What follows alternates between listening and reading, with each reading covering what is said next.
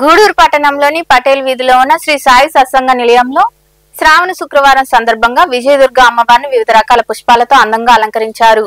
నిర్వాహకులు కోటా సునీల్ కుమార్ ఆధ్వర్యంలో వరలక్ష్మి వ్రతాన్ని సాంప్రదాయబద్ధంగా నిర్వహించారు. భక్తులు పాల్గొని అమ్మవారిని దర్శించుకుని తీర్థ ప్రసాదాలు స్వీకరించారు.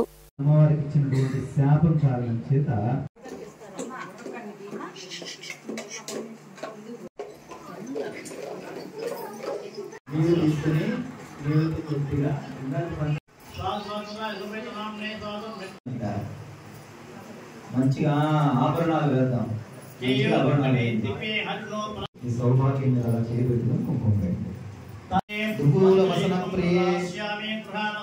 ప్రదక్షిణం చెప్పిన వెంటనే చారుమతి దేవి వెంటనే ఏం చేసింది, తలలో కూడా చుట్టూ ప్రదక్షిణం చేస్తూ నమస్తే సర్వలోకానాం సగం పూజ అయిపోయింది. కాబట్టి ఆ యుగంలో అలా జరిగింది. చక్కగా మరొక ప్రదక్షిణం చేశారట. దగద్ధాయమానం అపానాయ స్వాహ, ఓం ఉదానాయ స్వాహ అయ్యామి. అందరూ కూడా